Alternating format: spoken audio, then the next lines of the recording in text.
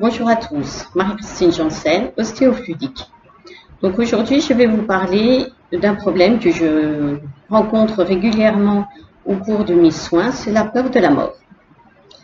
Alors, donc dans cette vidéo, je vais en fait vous expliquer ce qu'est l'âme pour mieux comprendre ce qu'est la mort. La première chose, c'est qu'en énergétique, on estime que chaque personne a une âme. Cette âme a une naissance qui ne date pas de cette vie-là. On estime que la naissance peut être antérieure et qu'il y a eu d'autres vies. Il peut y avoir des âmes qui ont déjà vécu 2 vies, d'autres 10 vies, d'autres 20 vies. Il n'y a pas d'âmes qui soient tous nées en même temps. De nouvelles âmes apparaissent régulièrement sur cette terre. Donc lorsque nous avons ce principe, nous pouvons comprendre que notre vie ne s'arrête pas avec notre corps actuel. Nous avons déjà eu des expériences dans notre vie passée et ces expériences font cette personne que nous sommes aujourd'hui. Lorsque nous avons eu une expérience négative que nous avons réussi à dépasser, alors nous serons plus compréhensifs lorsque nous rencontrerons une personne qui vit la même expérience et nous pourrons mieux le guider, même si nous n'avons jamais vécu dans cette vie-là, cette expérience. Donc il est important pour comprendre ce qu'est la mort, c'est comprendre l'âme. Donc cette âme, comme vous l'aurez compris, on ne l'a pas que de cette vie-là, elle a un début et puis elle se continue ensuite après notre mort physique. L'âme continue à subsister, peut-être dans une autre dimension, peut-être dans un autre corps ou encore ailleurs, on ne peut pas vraiment savoir où elle va. Une chose est cependant définie, c'est qu'elle s'intègre dans l'âme, l'âme s'intègre dans le corps au 5e mois de grossesse lorsqu'on est dans le ventre de la mère. Donc lorsque l'on comprend que notre enveloppe physique appartient à une âme et vice-versa, nous comprenons également que lorsque notre corps physique meurt, ce n'est que notre enveloppe physique. Notre âme continue à exister. Chaque personne va avoir donc une destinée qui lui est propre. Le but de l'âme, c'est d'expérimenter un maximum de choses.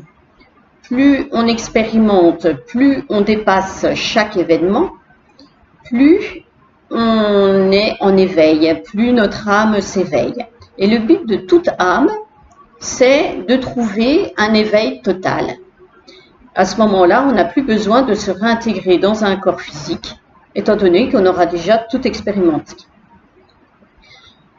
De ce fait, une personne à 10 ans peut avoir un éveil beaucoup plus grand qu'une personne de 90 ans, si son âme a déjà vécu 10 vies avant et qu'elle a expérimenté beaucoup de choses, alors que la personne de 90 ans est peut-être qu'à sa 2e vie d'âme.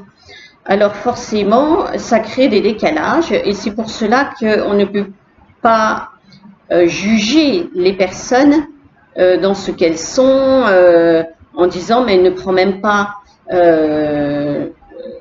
leçon de ce que la vie lui présente.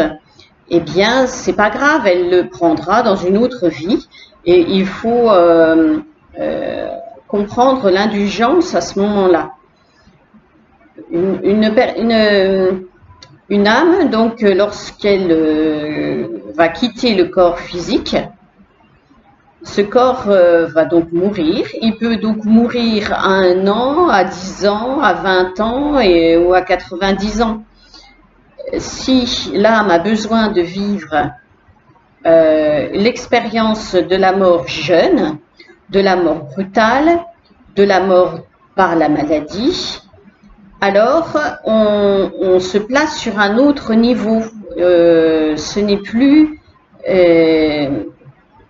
quelque chose d'aussi difficile à supporter pour l'entourage, car on sait que cette âme doit vivre des expériences, et donc si son expérience pour elle était de finir de vivre à 15 ans, eh bien on peut mieux l'accepter lorsque l'on comprend et lorsque l'on se place sur le plan de l'âme et pas uniquement sur un plan purement physique. Donc, par rapport à ça, ça va permettre aux personnes aussi de pouvoir mieux faire le deuil lorsque on part de ce principe. Après, ça ne reste qu'une théorie, bien évidemment, chacun sa théorie.